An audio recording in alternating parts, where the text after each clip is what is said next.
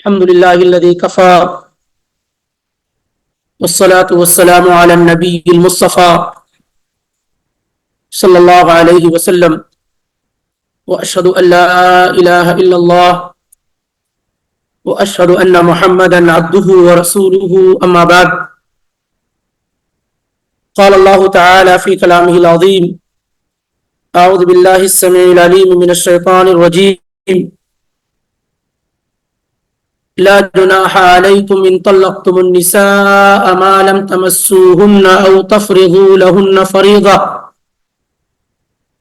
ومتعوهن على الموسع قدره وعلى المقتر قدره متاعا بالمعروف حقا على المحسنين وإن طلقتموهن من قبل أن تمسوهن وقد فرضتم لهن فريضة فنصف ما فرضتم إلا أن يعفون أو يعفو الذي بيده عقدة النكاح وأن تعفوا أقرب للتقوى ولا تنسوا الفضل بينكم إن الله بما تعملون بصير حافظوا على الصلوات والصلاة الوسطى وقوموا لله قانتين فإن خفتم فرجالا أو ركبانا فإذا أمنتم فاذكروا الله كما علمكم ما لم تكونوا تعلمون سبحانك لا علم لنا إلا ما علمتنا إنك أنت العليم الحكيم رب اشرح لي صدري ويسر لي أمري واحلل عقدة من لساني يفقهوا قولي رب زدنی علما اللہم رب زدنی علما۔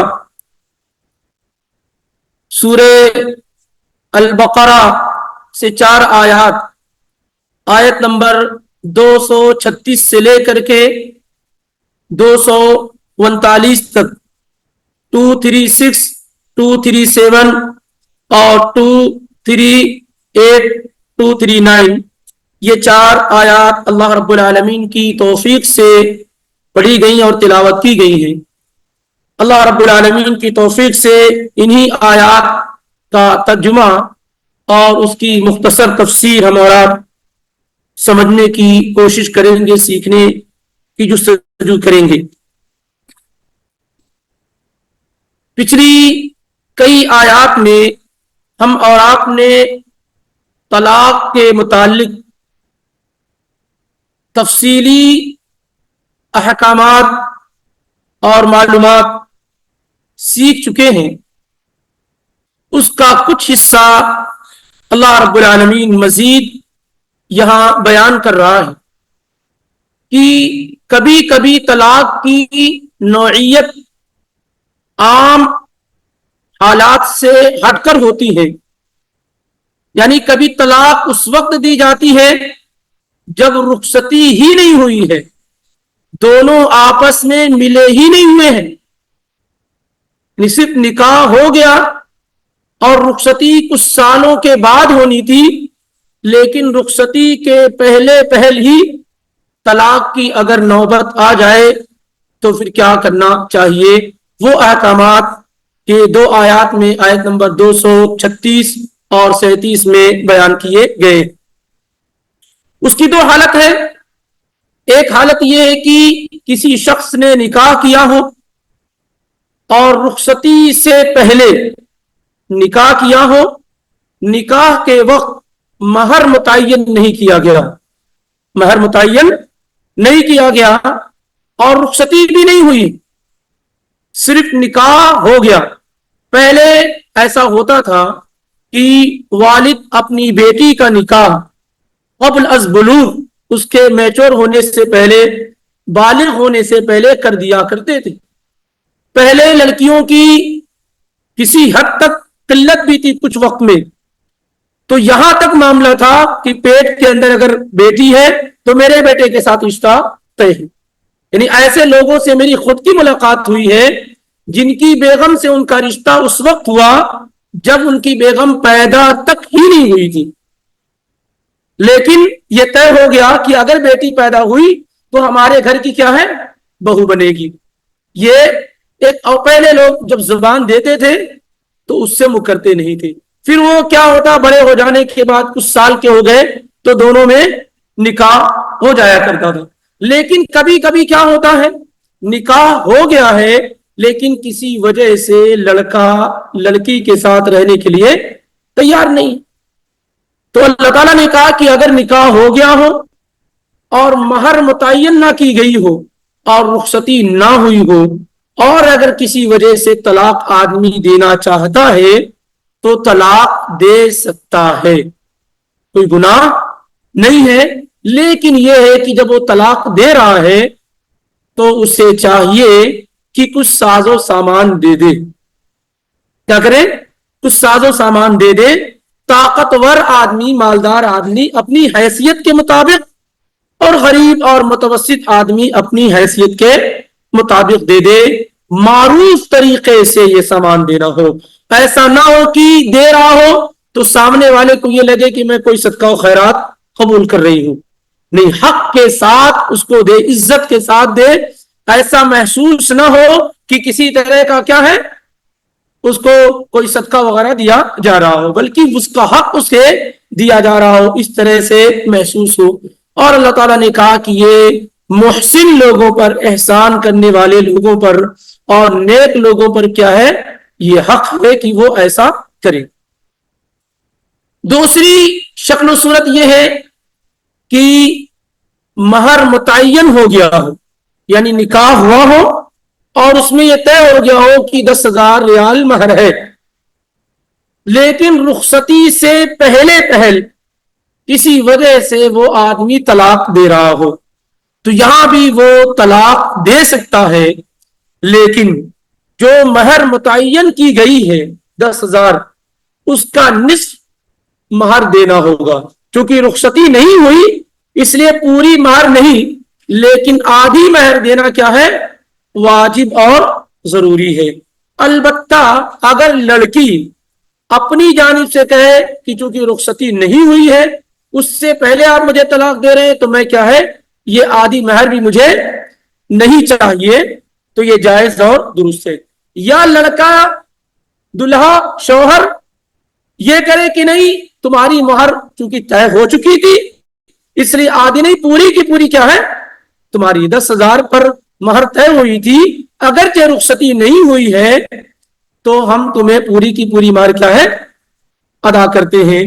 اللہ رب العالمین نے اس طریقے کو تقوی کے زیادہ قریب قرار دیا ہے، یعنی اگر مہر طے ہو گئی ہو تو اگر شوہر پوری مہر چھوڑ دیتا ہے رخصتی سے پہلے تو یہ کیا ہے، یہ زیادہ تقوی کے قریب ہے۔ لیکن آدھی مہر تو ہر حال میں دینا ہے، آدھی مہر کیا ہے، ہر حال میں دینا، جو طے ہوئی ہے اس میں کوئی کمپرومائز نہیں ہے۔ اور اللہ تعالیٰ نے یہ کہا مردوں کو کہ آپس میں تمہارے درمیان جو فضل ہے اس کو بھولو نہیں کہ اللہ نے تم کو فضیلت دی ہے عورت پر، عورت کمزور ہے تو احسان کا معاملہ اس کے ساتھ کیا ہے ہونا چاہیے، اور یاد رکھو کہ اللہ تعالیٰ تمہارے تمام کارناموں سے واقف ہے۔ ایک کیس آیا تھا عبداللہ بن مسعود رضی اللہ تعالی عنہ کے زمانے میں، سنن ابو داؤد وغیرہ میں، ترمذی میں اور حدیث کی دیگر کتابوں میں ہے۔ کیس کیا آیا کہ ایک عورت نے یہ کیس کیا کہ اس کا نکاح ہوا اور رخصتی ہونے سے پہلے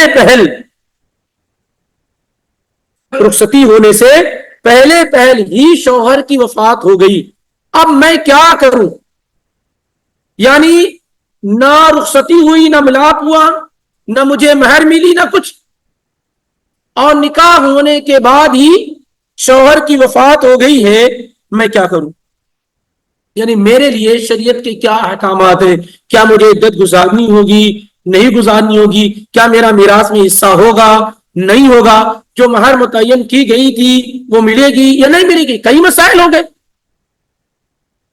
تو عبداللہ بن مسعود رضی اللہ تعالیٰ عنہ نے کہا کہ مجھے اس کا علم نہیں، مجھے ٹائم دو، کیا ہے، مجھے اس کا علم نہیں، مجھے وقت دیا جائے۔ کس نے کہا؟ عبداللہ بن مسعود رضی اللہ تعالیٰ عنہ نے کہا جن کے بارے میں ہم کئی مرتبہ سن چکے ہیں کہ 7 فتویٰ دینے والے صحابہ میں سے ایک تھے، جن کے بارے میں عمر بن خطاب رضی اللہ تعالیٰ عنہ نے کہا کہ گوشت پوش سب کیا ہے، علم و عرفان سے بھرا ہوا ہے، پورے جسم میں کیا ہے، صرف علم بھرا ہوا ہے۔ انہوں نے کیا کہا کہ میرے پاس علم نہیں ہے، مجھے موقع دیا جائے۔ مہینوں تک وہ خاتون آتی جاتی رہی، یہاں تک کہ انہوں نے کہا کہ دیکھو میرے پاس علم نہیں، میں اجتہاد کر رہا ہوں، اگر درست اور صحیح ہوا تو اللہ کی جانب سے ہے، اور اگر خطا ہوا تو وہ میری اور شیطان کی جانب سے ہوگا۔ اور اس کے بعد انہوں نے اس پر فیصلہ دینا شروع کیا کہ میرے اجتہاد کے مطابق عورت پر عدت واجب اور ضروری ہے، اس کے لیے مہر ہے، اور اسی طریقے سے میراث میں اس کا کیا ہے، حصہ ہے۔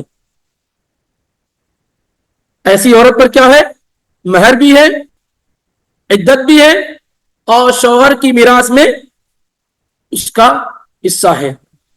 یہ فیصلہ دیا، اور اتفاق ہے کہ ایک صحابی رسول معقل بن سنان رضی اللہ تعالیٰ عنہ وہاں موجود تھے، کہتے ہیں کہ سمعت رسول اللہ صلی اللہ علیہ وسلم قضا به فی بروا، نبی علیہ الصلوۃ والسلام نے ایسا ہی فیصلہ بروا بنت واشق رضی اللہ تعالیٰ عنہ کے متعلق کیا تھا، جیسا آپ نے اس خاتون کے بارے میں کیا ہے، ایسے ہی ایک کیس اللہ کے پیغمبر کی بارگاہ میں ہوا تھا، تو آپ نے ویسے ہی فیصلہ کیا جیسا آپ کر رہے ہیں۔ عبداللہ بن مسعود رضی اللہ تعالیٰ عنہ کو اس بات پر بے حد خوشی محسوس ہوئی کہ ان کا یہ اجتہاد رسول اللہ صلی اللہ علیہ وآلہ وسلم کی سنت کے موافق اور مطابق ہو گیا۔ یہ 2 آیات کا خلاصہ ہے۔ اب آیات کا ترجمہ ہم پڑھ لیتے ہیں۔ اللہ تعالیٰ نے کہا لا جناح علیکم، جناح ای اثم، لا جناح علیکم، تم پر کوئی گناہ نہیں ہے، کیونکہ اصل میں دل گلٹی فیل کرتا ہے یہ کہ آپ ایک خاتون سے نکاح کریں، رخصتی بھی نہ ہو، کچھ بھی معاملہ نہ ہو، اور آپ اسے طلاق دے دیں، اور عورت کے لیے بھی معاملہ کیا ہے، انتہائی مشکل ہوتا ہے۔ تو اللہ رب العالمین نے کہا کہ اگر حالات اور ظروف ایسے بن جائیں کہ نکاح کے بعد اور رخصتی سے پہلے پہل طلاق کی نوبت آ جائے تو طلاق دی جا سکتی ہے، اور اسی کو اللہ تعالیٰ نے کہا لا جناح علیکم، تم پر کوئی گناہ نہیں ہے، ان طلقتم النساء، اگر تم عورتوں کو طلاق دو، ما لم تمسوہن، ان کو چھونے سے پہلے، یعنی ان سے ریلیشن بنانے سے پہلے، او تفرضوا لہن فریضہ، یا ان کے مہر کو متعین کرنے سے پہلے۔ فریضہ سے مراد یہاں پر الصداق مہر ہے، جیسا کہ عبداللہ ابن عباس رضی اللہ عنہما نے بیان کیا ہے، امام طبری اور امام ابن حاتم نے اپنی تفاسیر میں ذکر کیا اسے۔ او تفرضوا لہن فریضہ، یہ کہ مہر کے متعین ہونے سے پہلے اور ان کو ہاتھ لگانے سے پہلے تم نے طلاق دو تو اس پر کوئی گناہ نہیں ہے، لیکن کیا ہے شرط، وَمَتِّعُوهُنَّ، ان عورتوں کو کچھ ساز و سامان تم دے دو۔ یہ پیاری بات بڑی جو ہے زور دے کر میں بار بار کہتا رہتا ہوں، اس کی صرف وجہ یہ ہوتی ہے کہ طلاق کا جتنا بھی سسٹم ہے ہمارے پاس وہ سب خلاف شریعت ہے، وہ سب کیا ہے، خلاف شریعت ہے۔ کوئی آدمی اس وقت صحیح طور پر طلاق سنت کے مطابق کیا ہے نہیں دے رہا، چاہے پڑھا لکھا گھرانہ کیوں نہ ہو۔ اسی لیے بار بار اس پہ زور دیا جا رہا ہے کہ وَمَتِّعُوهُنَّ، طلاق دے دیے عورتوں کو، لیکن انہیں کچھ ساز و سامان کیا ہے دے دو، متاع دے دو، ان کو سامان دے دو انہیں۔ عَلَى الْمُوسِعِ قَدَرُ، جو کشادگی والا آدمی ہے وہ اپنی حیثیت کے مطابق، وَعَلَى الْمُقْتِرِ قَدَرُ، اور جو تنگ دست ہے وہ اپنی حیثیت کے مطابق، یعنی سامان دینا ضروری۔ ایسا نہیں کہ آپ کے پاس نہیں ہے کہہ دے میرے پاس تو مال و جائیداد نہیں، جو ہے اپنی حیثیت کے مطابق کیا ہے آپ دے دیں۔ امام ابن جریر الطبری نے اور امام ابن ابی حاتم نے دونوں نے اپنی تفسیر میں ذکر کیا ہے سند کے ساتھ، صحیح سند کے ساتھ، اور یہ 2 تفسیر بڑی عظیم تفسیر ہیں، تفسیر ابن جریر الطبری اور تفسیر ابن ابی حاتم، یہی ماخذ ہے یہی اصل ہے. جتنی بھی تفاسیر لکھی گئی ہے سب بعد میں انہی سے کیا ہے لی گئی ہے. تو ان دونوں نے اپنی سند کے ساتھ ذکر کیا ہے کہ عبداللہ ابن عباس رضی اللہ تعالیٰ عنہ بیان فرماتے ہیں کہ کس طریقے سے آدمی دے, جو مالدار آدمی ہے وہ خادم دے دے, یعنی عورت کو طلاق دے رہا ہے تو بطور متاع اور سامان کے خادم دے دے. اب خادم تو اس زمانے میں نہیں ہے تو کیا دیں گے آپ؟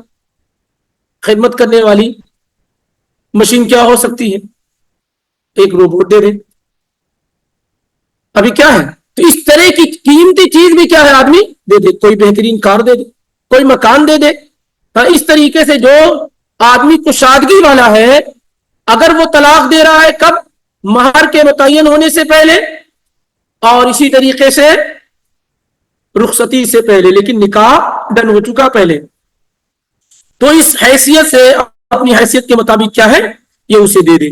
اور جو آدمی تنگست سے نہیں دے سکتا اس کے بارے میں کیا کہا کہ وہ 3 جوڑے کپڑے دے دے. اس طریقے سے گویا کہ دینا ہے, ہر آدمی اپنی حیثیت کے مطابق کیا ہے دے دے. اور کیا کہا اللہ تعالیٰ نے؟ متاعا بالمعروف, دستور کے مطابق سامان دینا ہے. ایسا نہیں ہے کہ ہاں کچھ دیر, جیسے ایک آدمی کوئی چیز دے رہا پھینک دے, اس طریقے سے لو, اس طریقے سے عزت کے ساتھ ہدیے کی شکل میں, ایسا سامنے والے کو ریئلائز نہ ہو کہ میں صدقہ لے رہی ہوں, یہ زکات لے رہی ہوں یا کچھ اور نہیں, عزت کے ساتھ اسے دیا جائے. اور حقا علی المحسنین, اللہ تعالیٰ نے کہا احسان کرنے والوں پر, نیکی کا کام کرنے والوں پر یہ کیا ہے حق ہے, یہ ان کا کیا ہے حق ہے. آگے اللہ رب العالمین نے کہا وَإِن طَلَّقْتُمُوهُنَّ مِن قَبْلِ أَن تَمَسُّوهُنَّ, اور اگر تم انہیں طلاق دو اس سے پہلے کہ تم انہیں چھو, یعنی رخصتی سے پہلے, جماع اور ریلیشن سے پہلے تم انہیں طلاق دو. وَقَدْ فَرَضْتُمْ لَهُنَّ فَرِيضَةً, اور تحقیق کی تم لوگوں نے ان کے لیے مہر کو متعین کر رکھا ہو. فریضتن کتنی جگہ پر قرآن میں آئے گا؟ وہ مہر کے معنی میں ہوگا, صداق کے معنی میں ہوگا. اور تم انہیں طلاق دو ان سے ریلیشن بنانے سے پہلے, اور تم لوگوں نے مہر کو متعین کر رکھا ہو. فَنِصْفُ مَا فَرَضْتُمْ, تو جو مہر تم نے فکس کر رکھا ہے, متعین کر رکھا ہے, اس کا آدھا کیا ہے مہر ادا کرو. إِلَّا أَن يَعْفُونَ, مگر یہ کہ وہ عورت یا اس کے ذمہ دار لوگ کیا ہے معاف کر دیں. مگر یہ کہ وہ عورت کیا ہے معاف کر دے کہ نہیں, چونکہ رخصتی نہیں ہوئی ہے اس لیے یہ نصف اور آدھے مہر کی مجھے ضرورت نہیں ہے. او یعفو الذی بیدہ عقدۃ النکاح, یا وہ شخص معاف کر دے جس کے ہاتھ میں نکاح کی کمانڈ ہے, گرہ ہے. یہ اصل میں نکاح کا جو بندھن ہے اس کو دیکھیے کیا کہا گیا, عقدہ, گانٹھ لگانے جانتے ہیں؟ میں آج اس آیت کو پڑھ رہا تھا تو ہندوؤں کا ایک رواج ہے, جب نکاح ہوتا ہے تو اس طریقے سے گانٹھ لگا دیتے ہیں, دیکھا ہوگا آپ لوگوں نے. تو کسی حد تک میں یہ نہیں کہہ رہا ہوں کہ وہ, لیکن قرآن میں بھی اس کو عقدہ کا, عقدہ کہتے ہیں گانٹھ لگانے کو, کیونکہ نکاح کا جو رشتہ ہے وہ بڑا مضبوط ہے. یہ جب ایک مرتبہ نکاح ہو جاتا ہے تو کیا ہے, دونوں بندھ جاتے ہیں آپس میں, آسانی سے ان کو الگ نہیں کیا جا سکتا ہے. اور الگ کرنے والا آدمی کیا ہے, بہت بڑا کیا ہے مجرم ہوتا ہے. اس لیے نکاح کا بندھن کہتے ہیں, بندھن جانتے ہیں نا, اردو میں وغیرہ میں استعمال ہوتا ہے. تو عقدہ وہی معنی, اور یعفو الذی بیدہ عقدۃ النکاح, یا وہ شخص معاف کر دے جس کے ہاتھ میں نکاح کی کمانڈ ہو, عقدہ اور گرہ ہو. اس سے مراد میں اختلاف ہے, کچھ لوگوں نے کہا ہے کہ لڑکی کا باپ ہے, اور زیادہ قریبی معنی یہ ہے کہ اس سے مراد کیا ہے شوہر ہے. او یعفو الذی بیدہ عقدۃ النکاح, یا وہ شخص جس کے ہاتھ میں نکاح کی کمانڈ ہے وہ کیا کرے پورا دے دے, یعنی آدھا تو اس کا حق ہے اور آدھا بھی کیا ہے معاف کر دے. وَأَن تَعْفُوا أَقْرَبُ لِلتَّقْوَىٰ, اگر تم معاف کر دو تو یہ تقوی کے زیادہ قریب ہے, یعنی معاف کر دینا یہ تقوی والا کیا ہے عمل ہے. یہاں تو لوگ رخصتی کرنے کے بعد مہر نہیں دیتے. کیا ہے؟ رخصتی کرنے کے بعد مہر نہیں دیتے. 10 سال 20 سال رہ لیتے ہیں, مہر نہیں دیتے. قرآن دیکھیے کیا کہہ رہا ہے, نکاح ہو گیا ہے اور مہر طے ہو گیا ہے, اور پھر رخصتی سے پہلے طلاق دے رہے ہو, تو آدھی مہر تو ان کا حق ہے, اور آدھا جو ہے وہ بھی تم کیا کرو, چھوڑ دو. ان تمام سے اس بات کا اندازہ تو ضرور لگتا ہے کہ پورے پروسیس میں نکاح کے عورت پر کسی بھی طرح کا مالی دباؤ اور پریشر نہیں ہو سکتا. مزید یہ کہ جتنی بھی آیات گزر رہی ہیں اس سے یہ معلوم ہو رہا ہے کہ عورتوں کو دیا جائے. کس کو دیا جائے؟ عورتوں کو دیا جائے. اور اس سے پہلے بھی ایک آیت سورہ احزاب کی آیت نمبر 49 پڑھی گئی تھی کہ یا ایھا الذین آمنوا اذا نکحتم المؤمنات ثم طلقتموهن من قبل ان تمسوهن فما لكم عليهن من عدة تعتدونها فمتعوهن. وہاں بھی اللہ تعالیٰ نے کہا کہ تم انہیں کچھ سامان دے دو. کچھ ساز و سامان کیا ہے؟ یعنی کئی آیات میں حالانکہ رخصتی بھی نہیں ہوئی ہے, مہر بھی متعین نہیں ہوا ہے, پھر بھی کہا جا رہا کہ مہر متعین نہیں ہے تو کچھ دے دو. طاقتور آدمی اپنی طاقت کے حساب سے دے دے, اور غریب آدمی اپنی غربت کے حساب سے دے دے. اور عبداللہ بن عباس رضی اللہ تعالی عنہما کی جو تفسیر ہے وہ اس بات کی طرف اشارہ کر رہی ہے کہ بڑی چیزیں بھی دے دے آدمی, کیونکہ خادم اس زمانے میں بڑے مال میں شمار کیا جاتا تھا, بڑی پراپرٹی میں شمار کیا جاتا تھا. تو جیسے کسی آدمی کے پاس پی ایم ڈبلو ہو, بڑی کوئی کار ہو, کوئی مکان ہو, اس طرح کی چیزیں کیا ہے وہ اگر طلاق دے رہا ہے تو دے دے, اور پھر غریب ہے تو اپنی غربت کے حساب سے وہ دے دے. اور آگے اللہ تعالیٰ نے کہا وَلَا تَنْسَوُا الْفَضْلَ بَيْنَكُمْ, اور تم اپنے مابین فضل کو مت بھولو. یعنی اللہ تعالیٰ نے تمہیں فضیلت دی ہے, مقام دیا ہے, مرتبہ دیا ہے, تو تم عورت کو عزت کے ساتھ طلاق دو, ساز و سامان دے دو, تاکہ اس کے ساتھ ہمدردی وغیرہ کا معاملہ پورا کیا ہے برقرار رہے. ورنہ کیا ہے, پوری زندگی اس کا کام کیا رہے گا, تمہارے خلاف بغاوت کرتی رہے گی. اگر آپ نے اس کے دل میں گھر نہیں بنایا ہے اور عزت و مقام اس کو نہیں دیا ہے, ساز و سامان اس کو نہیں دیا ہے, اور ذلیل اور رسوا کر کے اس کو طلاق دیا, تو کیا کرے گی؟ پھر اس کی زندگی کے مقصد میں سے ایک مقصد آپ کی تباہی اور بربادی ہوگی. اگر آپ نے کسی خاتون سے نکاح کر لیا اور کچھ ہوا تو وہ کیا ہے, خوش ہوگی, پوری زندگی اسی طرح کا معاملہ رہے گا. اس لیے شریعت نے کہا کہ آپس میں جو فضل ہے, جو مقام و مرتبہ ہے, خیر و بلائی کا عمل, اس کو کیا ہے فراموش نہ کرو. ویسے بھی یہ جو نرمی والا معاملہ ہے یہ میاں بیوی کے درمیان دوسروں کے مقابلے میں اور زیادہ ہونا چاہیے. نبی علیہ الصلوۃ والسلام نے دعا فرمائی, صحیح بخاری کی روایت ہے کہ آپ نے فرمایا رحم اللہ رجلا سمحا اذا باع واذا اشترى واذا اقتضى. اللہ تعالیٰ رحم فرمائے اس آدمی پر جو نرمی اختیار کرنے والا ہو, جب وہ کوئی چیز بیچ رہا ہو, جب کوئی چیز خرید رہا ہو, جب کسی سے اپنے قرض کا مطالبہ کر رہا ہو. تو ان چیزوں میں کیا آدمی نرمی اختیار کرے. ایک آدمی آیا آپ کی دکان پہ, آپ کے پاس سامان 100 روپے کا ہے, وہ بیچارہ ٹولتا 99 روپیہ اس کے پاس نکلتا ہے. نہیں, تو نرمی کرو, آپ 1 ہی روپیہ تو کم ہے, اب نرمی کرو, دے دو اس کو. اب 1 روپے کی وجہ سے واپس نہ کرو. یا اسی طریقے سے آپ کوئی سامان خرید رہے ہیں, دیکھ رہے ہیں کہ دکان والا تھوڑا پریشان ہے, بیچارہ حفاظت کیا ہے لیکن کوئی چیز تھوڑی پھٹ گئی ہے, لیکن نہیں, وہ تھوڑی بھی سوراخ اگر نظر آ گئی, نہیں یہ نہیں چاہیے, وہ دوسرا چاہیے. تھوڑا نرمی کریں بیچنے کے وقت, خریدتے وقت. اور اسی طریقے سے کیا ہے, جب آپ کسی کو قرض دیے ہو تو مطالبہ نرمی سے کریں. ایسا نہ ہو کہ بس معاملہ کچھ اور ہو, نرمی سے مطالبہ کریں آپ. اگر آدمی تنگ دست ہے, سامنے والا غریب ہے, خلاش ہے, تو اسے موقع دیں. ایسے لوگوں پر کیا ہے اللہ تعالیٰ رحم فرماتا ہے. تو آپ ایسے مواقع پر اگر اس طرح کا طریقہ اختیار کرتے ہیں, اللہ خود جانتا ہے کہ آپ کو ویلڈ ریزن ہے طلاق دینے کا, آپ طلاق دے رہے ہیں, پھر آپ دوسرا نکاح کریں گے تو اللہ کی رحمت اس میں ہوگی, برکت اس میں ہوگی.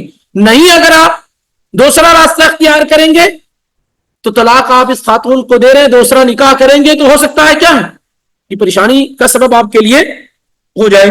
تو وَلَا تَنْسَوْا الْفَضْلَ بَيْنَكُمْ, ان اللہ بما تعملون بصیر، یقیناً اللہ تعالیٰ کیا ہے، دیکھ رہا جو تم کر رہے ہو، جو تم کیا ہے کر رہے ہو۔ اب اس کے بعد دو آیات جو ہے یہ نماز کے متعلق ہے۔ کس کے متعلق ہے؟ نماز کے متعلق ہے۔ اور اس کے بعد کی پھر جو آیت ہے وہ بھی کچھ طلاق اور جو عورت کی وفات، شوہر کی وفات ہو جائے اس کی عدت کے متعلق۔ سوال یہ پیدا ہو رہا ہے کہ جہاں پر طلاق، عدت وغیرہ کے مسائل ذکر کیے جا رہے ہوں وہاں نماز کا حکم کیوں دیا گیا ہے؟ مختلف مفسرین نے اپنی اپنی جانب سے چیزیں بیان کرنے کی کوشش کی۔ ابن عثیمین رحمہ اللہ فرماتے ہیں کہ کیونکہ آیت کی ترتیب توقیفی ہے۔ آیت کی ترتیب کیا ہے؟ توقیفی ہے۔ کون سمجھ رہا ہے اس کو؟ آیات کی ترتیب توقیفی ہے، یعنی جو آیت جہاں ہے یہ صحابہ نے نہیں کیا، اسے اللہ کے پیغمبر صلی اللہ علیہ وآلہ وسلم نے کیا۔ اسی لیے پچھلے ہفتے میں گزر چکا یا اس سے پہلے والے میں اور آئندہ آئے گا بھی کہ اسامہ بن زید رضی اللہ تعالی عنہما نے پوچھا تھا عثمان بن عفان رضی اللہ تعالی عنہ سے کہ آپ نے یہ آیت یہاں کیوں نہیں رکھی؟ تو کہا کہ ہم ایسا نہیں کر سکتے ہیں، جو آیت جہاں رکھنی تھی اللہ کے پیغمبر نے کیا ہے وہاں رکھ دی۔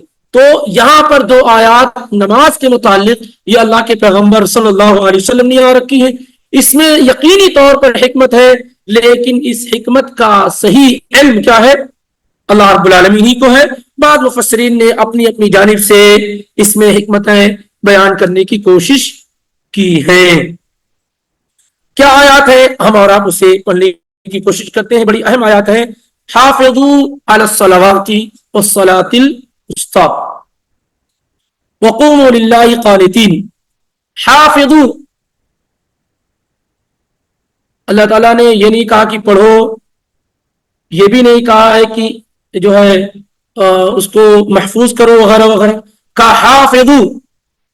حافظہ یحافظ، المحافظہ کے معنی ہوتے ہیں کانٹینیوٹی کے ساتھ ریگولر طریقے سے کسی چیز کی حفاظت کرنا، انتہائی دقیق انداز میں، بڑی توجہ کے ساتھ۔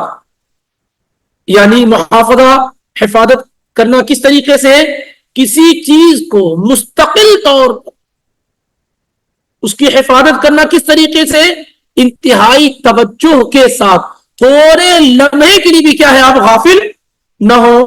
اس کو عربی زبان میں محافظہ کہتے ہیں، اور یہی الفاظ اللہ تعالیٰ نے کیا ہے نماز کے متعلق بیان کیے ہیں۔ اس سے آپ کو یہ سمجھنے میں یقینی طور پہ آسانی ہو گئی ہوگی کہ حافظوا علی الصلوات کا مطلب کیا ہوا، کہ نمازوں کی حفاظت کرو۔ کس طریقے سے؟ کنٹینیوٹی کے ساتھ، انتہائی توجہ کے ساتھ، کہ کوئی بھی حصہ مس نہ ہونے پائے، غفلت کا کوئی شبہ بھی نہ ہو۔ حافظوا علی الصلوات، تمام نمازوں کی حفاظت کرو، یعنی ہر نماز کو اس کے وقت پر صحیح طریقے سے کیا ہے ادا کرو۔ ایسا نہ ہو کہ کبھی کوئی نماز جماعت کے ساتھ ہو رہی ہے، کوئی نماز بغیر جماعت کی ہو رہی ہے، کچھ نماز میں حاضری، کچھ نماز مس ہو جا رہی ہے، کچھ کو فٹافٹ پڑھ رہے ہیں، کچھ کو تھوڑا اطمینان کے ساتھ نہیں۔ کہا کہ حافظوا علی الصلوات، نمازوں کی حفاظت کرو، یعنی ہر نماز کو کنٹینیوٹی کے ساتھ، پوری توجہ کے ساتھ، پوری عنایت کے ساتھ صحیح طریقے سے کیا ہے ادا کرو۔ خاص طور سے والصلاۃ الوسطی، خاص طور سے افضل نماز کی یا درمیانی نماز کی۔ پہلے آپ دیکھیں حافظوا علی الصلوات، یہ کس طریقے سے ہو سکتا ہے کہ نمازوں کی حفاظت؟ نمبر ایک، ہر نماز کو اس کے صحیح وقت پر ادا کرنا، توجہ کے ساتھ ادا کرنا، یعنی خشوع خضوع کے ساتھ۔ ایسا نہ کہ نماز میں کھڑے تو ہیں لیکن دماغ کی جو مشین ہے وہ کاروبار میں بھی مشغول ہے۔ ایسا بھی ہوتا ہے نا کہ ہاتھ پیر وغیرہ سب کیا ہے بعد کے کھڑے ہوتے ہیں، لیکن دماغ کہاں ہوتا ہے، دل کہاں ہے، کہیں اور مشغول ہوتا ہے۔ اس لیے نماز پڑھانے کے بعد اگر کبھی پوچھا جائے کہ امام صاحب نے کون سی سورہ پڑھی ہے تو یاد بھی نہیں رہے گی۔ اور یہاں ہر آدمی کا معاملہ ہے، رکعتیں بھول جاتا ہے وہ، تو نماز کو اس کے وقت میں کنٹینیوٹی کے ساتھ، پوری توجہ کے ساتھ، خشوع و خضوع کے ساتھ، جیسے اللہ تعالیٰ نے کہا ویسے رسول اللہ صلی اللہ علیہ وسلم کے طریقے کے مطابق، یہ تمام کی تمام چیزیں نماز کی حفاظت میں کیا ہے؟ شامل ہے اور داخل ہے۔ اگر آپ نماز کو وقت میں ادا نہیں کرتے ہیں تو آپ نماز کی حفاظت کرنے والے نہیں ہیں، آپ نماز کی حفاظت کرنے والے نہیں ہیں۔ صحیح بخاری میں اور صحیح مسلم میں دونوں جگہ ہے کہ عبداللہ بن مسعود رضی اللہ تعالیٰ عنہ نے اللہ کے پیغمبر صلی اللہ علیہ وسلم سے پوچھا کہ ای الاعمال احب الی اللہ، اعمال میں سے سب سے بہترین عمل اللہ رب العالمین کے ہاں کیا ہے؟ تو آپ صلی اللہ علیہ وسلم نے فرمایا الصلاۃ علی وقتها، نماز کو اس کے وقت پر ادا کرنا، اول وقت پر ادا کرنا، نماز کو اس کے اول وقت پر ادا کرنا۔ مثال کے طور پر عصر کا وقت ہو گیا 3:20 پہ، کب تک رہتا ہے؟ 6:10 تک ہے، تو آپ 6 بجے نماز پڑھیں، یہ آپ نماز کی محافظت کرنے والے نہیں۔ نماز کو اس کے وقت پر ادا کرنا، کیونکہ آپ نہیں جانتے ہیں کہ اس لمحے میں آپ زندہ رہیں گے یا نہیں رہیں گے۔ ہو سکتا ہے نماز آپ پر فرض ہو گئی ہے، لیکن آپ کی کوتاہی اور کمی کی وجہ سے آپ نے نماز کو ڈیلے کیا، یہاں تک کہ موت کا فرشتہ اس سے پہلے حق پر آ گیا۔ تو نماز کو اس کے وقت پر ادا کرنا۔ اور ابو ذر الغفاری رضی اللہ تعالی عنہ کی روایت میں ہے صحیح مسلم میں کہ اللہ کے پیغمبر نے اس سے پوچھا تھا کہ اس وقت تمہارا کیا حال ہوگا جب تم پر ایسے عمرا، ایسے حکمراں مسلط کیے جائیں گے یؤخرون الصلاۃ عن وقتها، جو نماز کو اس کے اول وقت سے ڈیلے کر کے پڑھیں گے،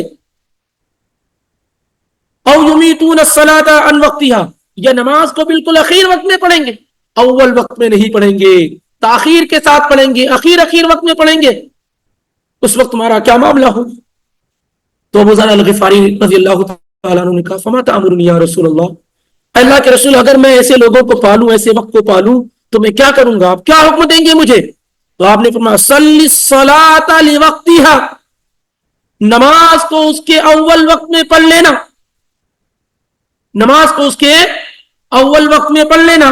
فإن أدركتها معهم، پھر اس کے بعد اگر ان کے ساتھ بھی نماز تمہیں مل جائے تو ان کے ساتھ پڑھ لینا، لیکن ان کے ساتھ پڑھی ہوئی نماز تمہارے لیے کیا ہے؟ نفل ہوگی۔ اسے کبھی کبھار ہمارے ہی پاس چلے جائیں ہندو پاک میں عصر کی نماز کو حد سے زیادہ لیٹ کر کے پڑھتے ہیں، اس وقت میں پڑھنا مناسب نہیں ہے۔ وہی وہ وقت ہے جس کے بارے میں کہا جا رہا ہے کہ نماز کو مردہ وقت میں پڑھ رہے ہیں یا ڈیلے کر کے پڑھ رہے ہیں۔ 3:20 پہ عصر کا وقت ہو رہا ہے، نماز پڑھی جا رہی ہے کب؟ 4:30 کے بعد پڑھی جا رہی ہے۔ عصر کی نماز کے بعد مغرب کی نماز میں بمشکل 1 گھنٹہ رہتا ہے۔ تو اگر اس طرح کی صورتحال ہو تو آپ نماز کو اپنے گھر میں پڑھ لیجئے، اور پھر خطرہ اور خوف ہو اگر تو آپ ان کے ساتھ بھی کیا ہے؟ نماز پڑھ لیجئے، لیکن یہ نماز آپ کی کیا ہوگی؟ نفل ہوگی۔ اس قدر ڈیلے کرنا، اس قدر تاخیر کرنا کہ نماز کا وقت نصف سے زیادہ گزر جائے، اس کا مطلب یہ ہے کہ اول وقت کیا ہے؟ نکل گیا، مناسب نہیں۔ تو اس طرح کی صورتحال میں آدمی کو چاہیے کہ نماز گھر میں پڑھ لے، اور بعد میں اگر فتنے کا خوف اور ڈر ہو تو امام کے ساتھ بھی نماز پڑھ لے تاکہ کوئی فتنہ نہ ہو، لیکن امام کے ساتھ پڑھی ہوئی نماز اس کی نفل ہوگی۔ تو آپ صلی اللہ علیہ وسلم سے پوچھا گیا کہ سب سے بہترین اعمال اللہ کے یہاں کیا ہے؟ تو آپ نے فرمایا الصلاۃ علی وقتها، نماز کو اس کے وقت پر ادا کرنا۔ پھر انہوں نے پوچھا کہ پھر اس کے بعد کون سا عمل؟ تو آپ نے فرمایا کہ بر الوالدین، والدین کی ساتھ حسن سلوک کرنا۔ پھر پوچھا اس کے بعد کیا؟ تو آپ نے فرمایا کہ اللہ کے راستے میں جہاد کرنا۔ اور اسی طریقے سے ایک روایت مسند احمد میں، دارمی میں، ابن حبان وغیرہ میں ہے، عبداللہ بن عمرو بن عاص رضی اللہ تعالی عنہ کے ذریعے سے کہ آپ نے فرمایا من حافظ علیہا، من حافظ علیہا، جس نے تمام نمازوں کی حفاظت کی، یعنی ہر نماز کو اس کے وقت پر کنٹینیوٹی کے ساتھ، توجہ کے ساتھ، خشوع خضوع کے ساتھ، اللہ کے لیے، رسول کے طریقے کے مطابق پڑھو۔ من حافظ علیہا، جس نے اس طریقے سے نماز پڑھی، نماز کی محافظت کی، اس کے حقوق کے ساتھ نماز کو ادا کیا، کانت لہو نورا وبرهانا ونجاة یوم القیامہ. تو یہ نماز قیامت کے دن اس کے لیے کیا ہوگی؟ روشنی ہوگی، اس کے حق میں گواہی دینے والی ہوگی، برہان ہوگی، اس کے لیے دلیل ہوگی. وَنَجَاةً يَوْمَ الْقِيَامَةِ، اور قیامت کے دن یہ نماز اس کی کیا ہے؟ نجات کا سبب اور ذریعہ ہوگی. وَمَن لَّمْ يُحَافِظْ عَلَيْهَا، اور جس نے نماز کی محافظت نہیں کی، ہر نماز کو اس کے وقت میں نہیں پڑھا، تاخیر کے ساتھ پڑھا، خشوع و خضوع کے ساتھ نہیں پڑھا، توجہ کے ساتھ نہیں پڑھا، کبھی پڑھا کبھی نہیں پڑھا، لم یکن لہ نور ولا برہان ولا نجاہ، تو یہ نماز تو اس نے پڑھی ہے لیکن یہ نماز اس کے لیے قیامت کے دن روشنی، اس کے حق میں گواہی دینے والی اور اس کی نجات کا ذریعہ اور سبب نہیں ہوگی. وحشر یوم القیامہ، اور ایسا شخص قیامت کے دن کن لوگوں کے ساتھ اٹھایا جائے گا؟ ما قارون وحامان وفرعون وابی بن خلف، اور ایسا ابی بن خلف، اور ایسا شخص قیامت کے دن کن لوگوں کے ساتھ ہوگا؟ فرعون کے ساتھ، قارون کے ساتھ، حامان کے ساتھ اور ابی بن خلف کے ساتھ. ان لوگوں کے ساتھ کیا ہے؟ ایسے لوگوں کو اٹھایا جائے گا جو نماز کی محافظت کرنے والے نہیں ہوں گے. اور اس لیے بھی کہ سب سے پہلے سوال جو کیا جائے گا قیامت کے دن وہ کیا ہے؟ نماز کے متعلق ہوگا. اول ما یحاسب به العبد یوم القیامہ الصلاۃ، سب سے پہلے نماز کے متعلق سوال ہوگا. فَإِن صَلَحَتْ فَقَدْ أَفْلَحَ وَأَنْجَحَ، اگر نماز درست اور صحیح ہو گئی تو انسان کامیاب ہو گیا، نجات پا گیا. وَإِن فَسَدَتْ، اور نماز اگر خراب ہوئی، یہ نہیں کہا جا رہا ہے کہ نماز نہیں پڑھی، وہ تو معاملہ ہی الگ ہے. یہاں کا اگر خراب ہوئی یعنی پڑھا لیکن صحیح طریقے سے نہیں پڑھا، قبول نہیں ہوئی اللہ تعالیٰ کے. وَإِن فَسَدَتْ فَقَدْ خَابَ وَخَسِرَ، تو وہ ایسا شخص کیا ہے؟ نقصان میں چلا گیا، تباہ و برباد ہو گیا. اور اسی طریقے سے دوسری حدیث میں اللہ کے نبی علیہ الصلوۃ والسلام نے کہا، طبرانی نے اوسط میں ذکر کیا کہ فَإِن صَلَحَتْ صَلَحَ لَهُ سَائِرُ عَمَلِهِ، اگر نماز درست ہو گئی تو اس کے سارے دوسرے اعمال درست اور صحیح ہو گئے، اور اگر نماز درست نہیں ہوئی تو اس کا کوئی بھی عمل درست اور صحیح نہیں ہوا. اس سے حدیث کی روشنی میں یہ بات سمجھ لینی چاہیے کہ جو لوگ اپنی نمازوں کو بہتر نہیں بناتے، جیسے پڑھ رہے تھے آج بھی ویسے پڑھ رہے ہیں، تو بڑا ڈر ہے کہ ان کی کوئی بھی عبادت درست اور صحیح نہیں ہو رہی ہو. اور اس لیے بھی انسان توجہ کرے نماز کے متعلق. علی بن ابی طالب رضی اللہ تعالیٰ عنہ کہتے ہیں، کان آخر کلام النبی صلی اللہ علیہ وسلم الصلاۃ الصلاۃ وما ملکت ایمانکم. علی رضی اللہ تعالیٰ عنہ کہتے ہیں کہ پیارے رسول کی آخری بات، آخری کلام جو آپ اس دنیا کو چھوڑتے چھوڑتے کہہ رہے تھے کہ نماز نماز، اور وہ لوگ جو تمہارے ماتحت ہوں ان کا خیال رکھنا. تو نماز کا معاملہ کیا ہے؟ بڑا اہم. اسی لیے اللہ تعالیٰ نے جو الفاظ استعمال کیے ہیں، آپ عربی زبان سے اگر واقف ہو اور اس کو دیکھیں تو آپ اندازہ لگائیں گے کہ نماز پڑھنے کو نہیں کہا گیا یا آپ کسی طرح نماز پڑھ لیں کافی نہیں کہا. حافظوا علی الصلوات، پانچوں نمازوں کی محافظت کیجیے. اور پیارے رسول صلی اللہ علیہ وسلم کہا صحابہ سے کہ یہ بتاؤ، لو ارأیتم لو ان نہرا بباب احدکم یغتسل فیہ کل یوم 5 مرات هل یبقى من درنہ شیء. یہ پانچوں نمازیں بڑا قیمتی سرمایہ. آپ نے فرمایا کہ یہ بتاؤ کہ اگر کسی تم میں سے کسی کے گھر کے سامنے نہر ہو اور وہ اس نہر میں ہر دن کتنی مرتبہ؟ 5 مرتبہ غسل کرے، هل يبقى من درنه شيء، کیا اس کے جسم پر کوئی گندگی رہے گی؟ صحابہ نے کہا لا يبقى من درنه شيء، ہر دن 5 مرتبہ یعنی ہفتے میں 35 مرتبہ غسل کرے تو پھر ایسے شخص کے بدن پر کوئی گندگی نہیں رہے گی. تو آپ نے کہا فَذَلِكَ مِثْلُ الصَّلَوَاتِ الْخَمْسِ يَمْحُ اللَّهُ بِهِنَّ الْخَطَايَا، یہی مثال 5 نمازوں کی ہے جس کے ذریعے سے اللہ پورے گناہ کو مٹا دے. جسے 5 مرتبہ غسل کرنے والے کے بدن پہ کوئی گندگی نہیں رہتی، ایسے 5 وقت کی نماز پڑھنے والے کے پاس کوئی گناہ نہیں رہتا. لیکن انہی شرطوں کے ساتھ نماز کی بات ہو رہی ہے جو بھی ذکر کی گئی ہے. یہ روایت بخاری اور مسلم میں موجود ہے. اور نماز کی اہمیت کا اندازہ اب اس سے لگائیے. انس بن مالک رضی اللہ تعالیٰ عنہ کہتے ہیں کہ جب اللہ کے پیغمبر کسی جنگ کے لیے جاتے تھے کسی بستی میں، نون بستی میں، تو آپ صلی اللہ علیہ وسلم جا کر کے فوراً اٹیک نہیں کرتے تھے. لم یکن یغزو بنا حتی یصبح، آپ کسی بھی قوم پر اٹیک اور حملہ نہیں کرتے تھے جب تک کہ آپ وہاں رات نہ گزار لیتے اور دیکھتے فَإِذَا سَمِعَ آذَانًا كَفَّ عَنْهُمْ، جب آپ اس بستی سے، اس علاقے سے آذان کی آواز سن لیتے تو وہاں رک جاتے، حملہ نہیں کرتے وہاں پر. اور اگر آذان کی آواز نہیں سنتے تو آپ ان پر دھاوا بول دیتے تھے، کیونکہ عام طور سے صبح کے وقت میں اللہ کے پیغمبر صلی اللہ علیہ وسلم جنگ کرنے کو پسند کرتے تھے، کیونکہ برکت کا وقت ہوتا ہے. یہ بھی بخاری اور مسلم کی روایت ہے. اور مسور بن مخرمہ بڑے صحابی ہیں، وہ کہتے ہیں کہ میں اور عبداللہ بن عباس رضی اللہ تعالیٰ عنہ امیر المومنین عمر بن خطاب رضی اللہ تعالیٰ عنہ کے پاس صبح کے وقت میں داخل ہوئے. اس وقت داخل ہوئے جب ان کو پر حملہ کیا گیا تھا.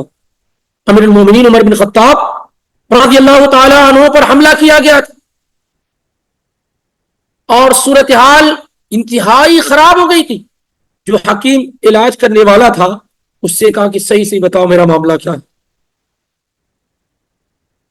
میں ٹھیک ہو پاؤں گا نہیں ہو پاؤں گا، تم اپنے تجربے. تو اس نے ایمانداری کی بات کی جس سے عمر رضی اللہ تعالیٰ عنہ یہ سمجھ گئے کہ اس بیماری میں مجھے ٹھیک، یہ جو زخم لگا ہوا ہے یہ سے میں شفا یاب نہیں ہوں گا. اس لیے اس نے دنیا ہی میں اپنی جو اوقات بچے ہوئے تھے بڑی تیزی کے ساتھ تیاریاں شروع کر دی، کہاں دفن ہونا ہے، کن کو خلیفہ بنانا وغیرہ وغیرہ ساری کی ساری چیزیں. تو آپ بہت خوش ہوئے تھے اس حکیم سے جس نے سچائی بیان کی.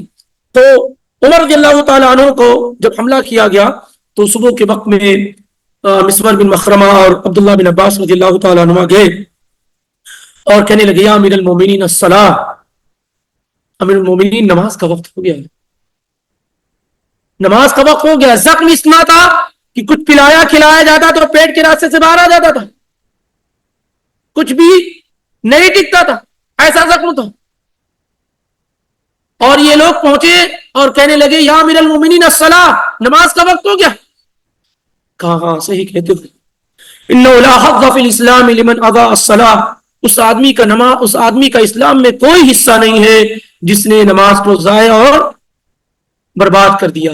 میرے اپنے علم کی حد تک یہ وہ عبادت ہے جو کسی بھی وقت معاف نہیں، کسی بھی وقت معاف نہیں. آپ کی سانس اگر چل رہی ہے اور ہوش و حواس برقرار ہے آپ کی نماز معاف نہیں. کوئی بھی حالت ایسی نہیں جس میں آپ نماز کو یہ کہے کہ معاف، کوئی بھی حالت ایسی نہیں. اس کے علاوہ جتنی بھی عبادات ہیں سب کنڈیشن کے ساتھ ہیں. طاقت ہے تو ٹھیک ہے، نہیں طاقت ہے تو کیا ہے معاف. بڑی بڑی عبادات، حج ہے، روزہ ہے، زکوٰۃ ہے، ساری کی ساری چیزیں کیا ہے طاقت کے ساتھ ہیں. لیکن نماز ایک ایسی عبادت ہے جس سے طاقت کا کوئی بھی تعلق نہیں. آپ اٹھ نہیں سکتے ہیں، بیٹھ نہیں سکتے ہیں، جس حالت میں اسی حالت میں آپ کیا ہے نماز پڑھی. تو کہا کہ صحیح کہہ رہے ہیں لا حظ فی الاسلام لمن اضاع الصلاۃ، اس آدمی کا اسلام میں کوئی حصہ نہیں ہے جو نماز کو ضائع اور برباد کر دے. تو کہا حافظوا علی الصلوات، نمازوں کی کیا کرو حفاظت کرو.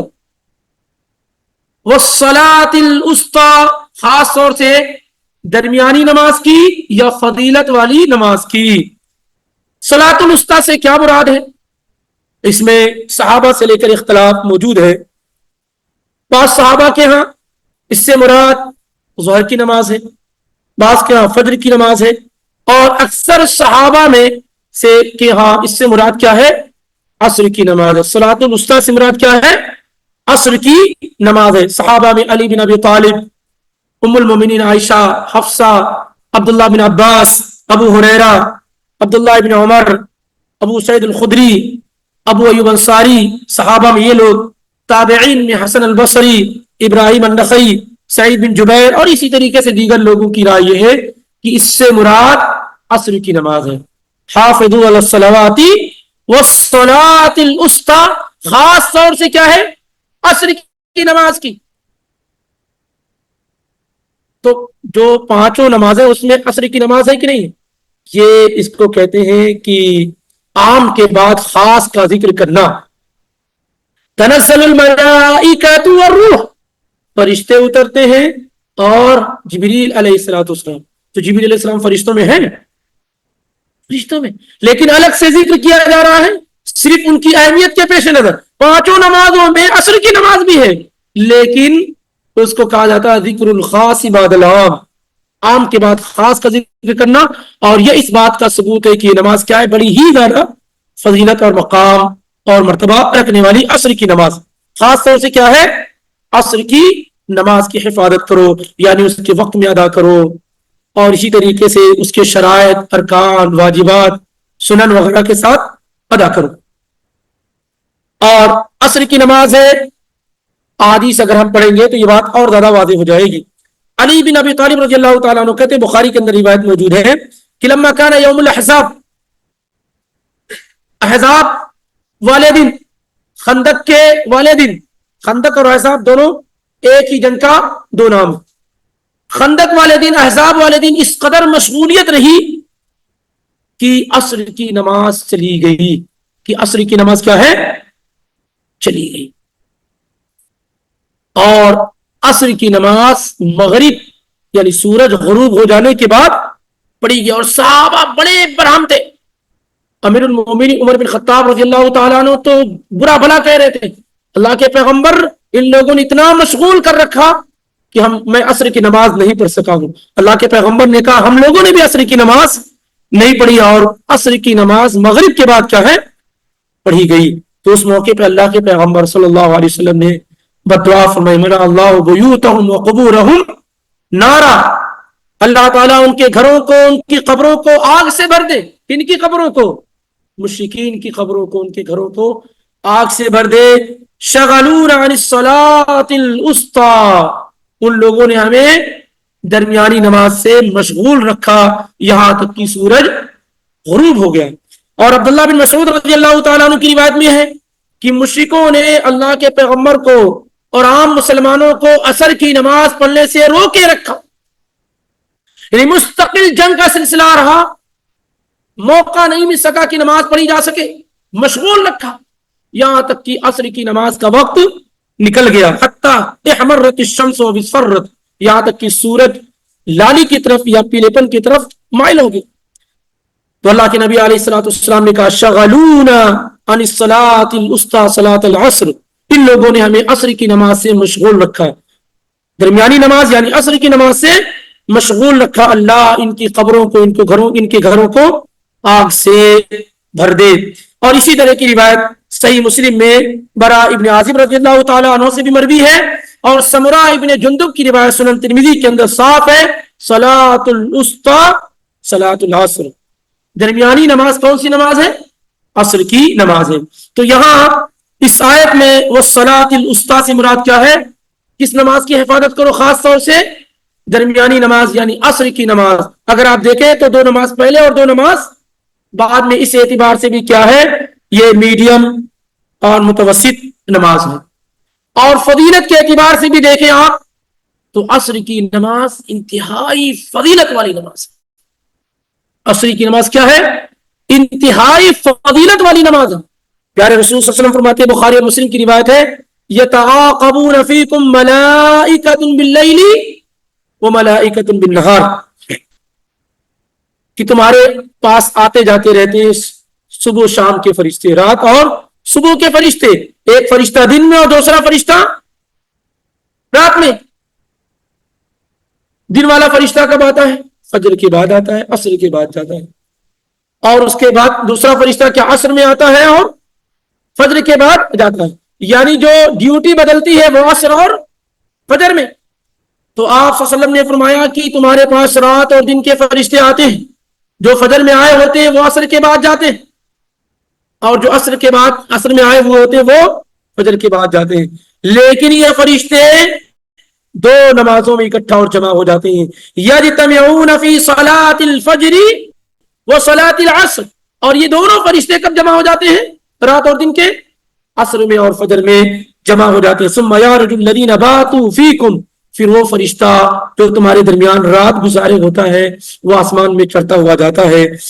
फिर अल्लाह ताला उससे पूछता है, हालांकि अल्लाह खूब जानता है, कैफ़ तरक्तुम इबादी, تم نے میرے بندوں کو کیسے چھوڑا؟ کس حالت میں تھے؟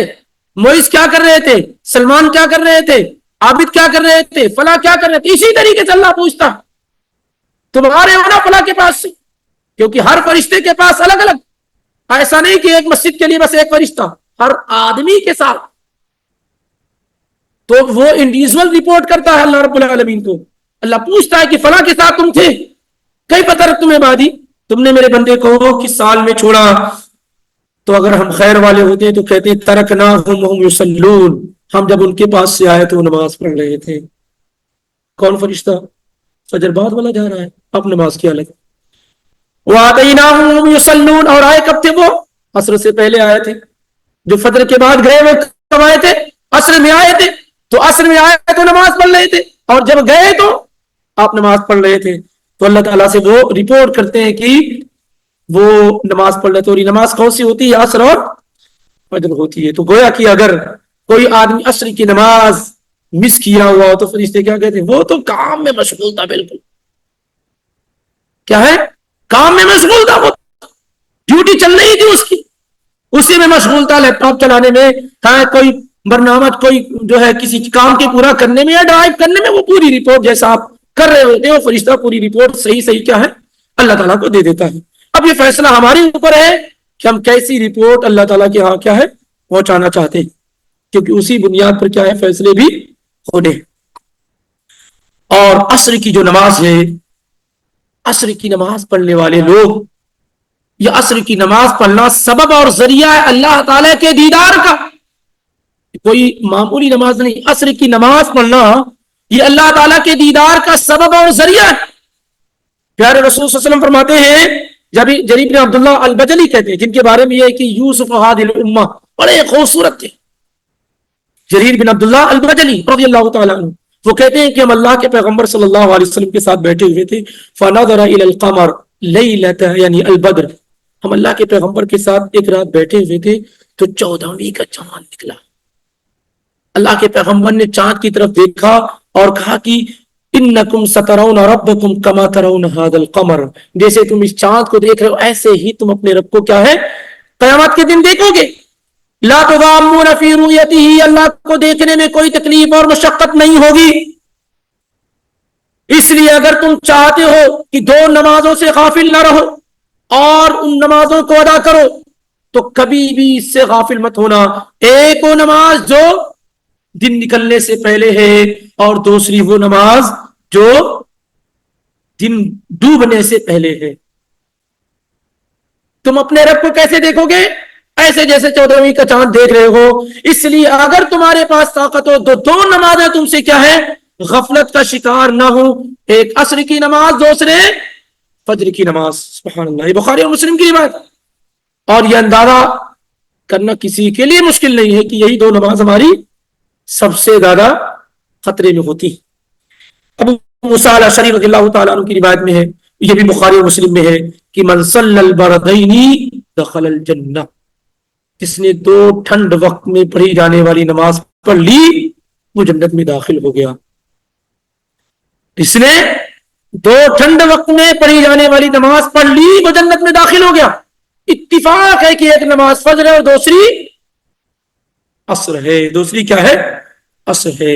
اور ایک روایت صحیح مسلم کی اور ہے، عمارہ بن رویبہ رضی اللہ تعالی عنہ سے، وہ کہتے ہیں کہ میں نے اللہ کے پیغمبر کو یہ کہتے ہوئے سنا، لن یلج النار احد صلی قبل طلوع الشمس وقبل غروبها، وہ آدمی ہرگز جہنم میں داخل نہیں ہو سکتا۔ ایسا نہیں کہا کہ جہنم میں داخل نہیں ہوگا، یہ نہیں کہا لا يدخل النار، کہا لن یلج النار۔ لن یہ نفی کے یعنی اس کے لیے آتی ہے کہ کسی بھی صورت میں ہرگز جس کہتے ہیں نہیں اس کے لیے، یعنی ہرگز وہ شخص جہنم میں داخل نہیں ہوگا جس نے نماز پڑھی کب؟ قبل طلوع الشمس، سورج کے نکلنے سے پہلے، وقبل غروبها، اور سورج کے غروب ہونے سے پہلے، یعنی الفجر والعصر، فجر اور عصر کی نماز۔ تو جب یہ حدیث بیان کر رہے تھے عمارہ رضی اللہ تعالیٰ عنہ، تو ایک آدمی جو بصرہ کا رہنے والا تھا اس نے کہا انت سمعت هذا من رسول اللہ صلی اللہ علیہ وسلم، کیا آپ نے واقعی اللہ کے پیغمبر کو یہ کہتے ہوئے سنا؟ اتنی بڑی بات۔ تو انہوں نے کہا وانا اشهد انی سمعته من رسول اللہ صلی اللہ علیہ وسلم سمعته اذنایا ووعاء قلبی، میں نے اپنے ان دونوں کانوں سے اور دل کے حاضری کے ساتھ یہ بات اللہ کے پیغمبر صلی اللہ علیہ وآلہ وسلم سے سنی۔ اور اسی طریقے سے ایک صحابی نے کہا کہ اللہ کے نبی علیہ الصلوۃ والسلام نے مجھے چند باتیں سکھلائی، ان میں سے ایک بات یہ تھی کہ حافظ علی الصلوات الخمس، پانچوں نمازوں کی حفاظت کرنا، خاص طور سے کتنا بھی مشغول ہو جانا لیکن دو نمازوں کو اس کے وقت پہ پڑھنا، کتنا بھی مشغول ہو جانا لیکن دو نمازوں کو اس کے وقت پہ پڑھنا، ایک دن نکلنے سے پہلے والی نماز اور دوسرے دن ڈوبنے سے پہلے والی نماز، یعنی عصر اور فجر کی نماز۔ یہ روایت سنن ابو داؤد وغیرہ میں موجود ہے۔ اور عصر کی نماز پڑھنے والے لوگ ان کو ڈبل اجر دیا جاتا ہے، دو گنا اجر دیا جاتا ہے۔ عصر کی نماز پڑھنے کا اجر کیا ہے؟ ظہر کی نماز پڑھتے ہیں تو سنگل، مغرب پڑھتے ہیں سنگل، عشاء پڑھتے ہیں سنگل، فجر پڑھتے ہیں سنگل، لیکن اگر آپ عصر کی نماز پڑھتے ہیں اس کے وقت پر تو آپ کو ڈبل اجر دیا جاتا ہے، دو اجر دیا جاتا ہے۔ یہ روایت بھی صحیح مسلم کی ہے، کہیں ادھر ادھر کی بھی نہیں، 830 کی۔ کیا ہے؟ نبی علیہ الصلوۃ والسلام نے عصر کی نماز پڑھائی، ایک جگہ مخمس نام ہے وہاں آپ نے عصر کی نماز پڑھائی اور کہا کہ یہ جو نماز ہے نا یہ تم سے پہلی امتوں پر بھی تھی، یہ نماز عصر کی نماز تم سے پہلی امتوں پر بھی تھی، فضیعوها، تو انہوں نے اس نماز کی حفاظت نہیں کی، اس کو اس کے وقت پر ادا نہیں کیا۔ فمن حافظ علیہا کان لہ اجرہ مرتین، میری امت میں جو آدمی عصر کی نماز کی حفاظت کرے گا اس کے لیے دوگنا اجر ہوگا، ایک اجر نماز پڑھنے کا اور دوسرا اس کی حفاظت کرنے کا، کیونکہ پچھلی امتوں نے حفاظت اس کی نہیں کی، تو اگر تم اس کی حفاظت کرو، اس کے وقت پہ ادا کرو تو دوگنا اجر ملے گا۔ اب آپ اس سے اندازہ لگا ہی سکتے ہیں کہ سب سے زیادہ نمازوں میں جو خطرے ہوتے ہیں وہ عصر کی نماز کے، کیونکہ یہی بزنس کا اصل وقت ہوتا ہے، مارکیٹ اور بازار کا اصل وقت ہوتا ہے، گھومنے گھامنے کا اصل وقت ہوتا ہے، یا بہت سارے لوگوں کے قیلولہ کا وقت ہوتا ہے، سوئے تو سوئے رہ گئے۔ تو یہ نماز عام طور سے ان نمازوں میں سے ایک ہے فجر کی نماز کے بعد جس میں سب سے کم لوگ کیا ہے اہتمام کر پاتے ہیں، یا پڑھتے بھی ہیں تو کیا ادھر ادھر ٹائم میں، اب آفس سے نکل گئے، جماعت کھڑی ہو گئی، وقت ہو گیا لیکن نکل گئے، کیا سوچ کر کے چلو بھائی سورج غروب ہونے سے پہلے پہلے گھر میں جا کے پڑھ لیں گے۔ کتنے لوگوں کا معاملہ یہ معمول ہے، یعنی آفس سے 4 بجے نکلے لیکن نماز نہیں پڑھے، وہاں نہیں، چلو گھر پہ جا کے پڑھ لیں گے، آدھا گھنٹے میں پہنچ جائیں گے، 5 گھنٹے پہنچ جائیں گے، ڈیلی معمول ہے ان کا۔ آپ اندازہ کریں گے تو بہت سارے لوگوں کی عصر کی نماز زیادہ کیا ہے فوت ہوتی ہے یا پھر جماعت کے بغیر ہوتی۔ تھوڑا صبر کر لیں، اگر یہ اجر چاہیے آپ کو، فضیلت چاہیے تو بیٹھو بھائی، گھنٹہ آدھا گھنٹہ لیٹ سے نکلو لیکن جماعت کو کے ساتھ عصر کی نماز کو پڑھ کے نکلو۔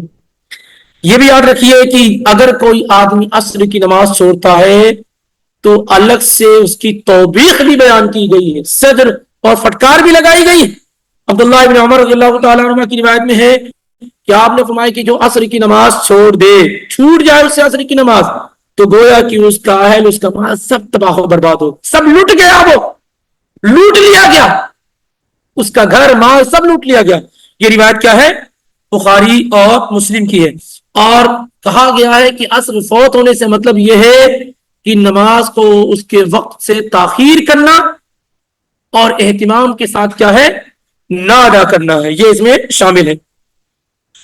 اور ابو ملیح کہتے ہیں کہ ہم لوگ بریدہ رضی اللہ تعالیٰ عنہ کے ساتھ تھے، ایک غزوے کے اندر تو بدلی چھا گئی، تو ان کو یہ لگا کہ کہیں ایسا نہ ہو کہ بدلی کی وجہ سے لوگ عصر کی نماز کو ڈیلے کر دے، تاخیر کر دے، تو کہا بکروا بصلاۃ العصر، عصر کی نماز جلدی پڑھو۔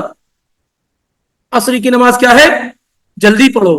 تعجب ہوتا ہے کبھی کبھار کہ اتنی ساری روایات, یہ روایت بھی کہاں کی ہے؟ صحیح مسلم کی روایت ہے. یہ روایت کہاں کی؟ بخاری کی ہے. بلکہ کہ اتنی ساری روایات, نماز کو اس کے وقت پہ پڑھنا, عصر کی نماز میں جلدی کرنا وغیرہ وغیرہ, اس کے باوجود بھی ہمارے لوگ جان بوجھ کر بیٹھ کر کے عصر کی نماز کو کیا ہے ڈیلے کرتے ہیں. کیوں؟ کیونکہ مسلک کے اندر ایسے ہی ذکر کر دیا گیا, صرف مسلک کے اندر ذکر کر دیا گیا کہ نہیں ڈبل سایہ وہ ہو جائے تو پڑھنا ہے, اور اس کا وہ انتظار کرتے رہتے ہیں یہ جاننے کے باوجود کہ آدھا گھنٹہ پون گھنٹہ زیادہ وقت گزر گیا, 1 گھنٹہ زیادہ وقت گزر گیا. یا صحابی رسول کیا کہتے ہیں؟ بکروا بصلاۃ العصر, عصر کی نماز پڑھنے میں جلدی کرو. فإن النبي صلی اللہ علیہ وسلم قال من ترك صلاة العصر فقد حبط عمله, جس آدمی نے عصر کی نماز چھوڑ دی اس کا سارا عمل کیا ہے؟ برباد ہو گیا. اب اس کا کیا معنی ہے؟ بہت سارے علماء جو یہ کہتے ہیں کہ نماز چھوڑ دینے کی وجہ سے آدمی کافر ہو جاتا ہے, وہ کہتے ہیں کہ اس کا ساری زندگی کا عمل برباد ہو گیا. جبکہ جو علماء یہ کہتے ہیں کہ کافر نہیں ہوتا ہے, اس کا یہ عمل کفریہ ہے, وہ کہتے ہیں اس دن کا عمل کیا ہے برباد ہو جاتا ہے, بہت بڑے خسارے اور نقصان میں چلا جاتا ہے. لیکن اس کا یہ مطلب نہیں کہ اس کی پوری زندگی کا عمل کیا ہے برباد ہو جائے, اور یہی زیادہ درست اور صحیح بات ہے. واللہ اعلم بالصواب. تو معاملہ عصر کی نماز کا بڑا ہی اہم ہے. تو حافظوا علی الصلوات والصلاۃ الوسطی, نمازوں کی حفاظت کرو, خاص طور سے درمیانی نماز کی. وقوموا للہ قانتین, اور اللہ رب العالمین کے لیے کھڑے ہو جاؤ انتہائی اطاعت اور فرما برداری کے ساتھ, انتہائی خشوع اور خضوع کے ساتھ. یہاں سے انشاءاللہ رب العالمین آئندہ ہفتے میں گفتگو کی جائے گی, کیونکہ بات مکمل نہیں ہو پائے گی. اور وقوموا للہ قانتین, اس پہ بھی جو ہے روشنی ڈالنا بہت ضروری ہے کہ آپ اگر نماز کے لیے آ گئے ہیں تو ایسا نہیں کہ بس جان چھوٹ جائے, ایسا نہیں ہونا چاہیے. نماز ہونی کیسی چاہیے؟ وقوموا للہ قانتین میں اسے ذکر کیا گیا ہے, اس لیے انشاءاللہ آئندہ ہفتہ اگر اللہ تعالیٰ نے زندگی دی تو بیان کیا جائے گا.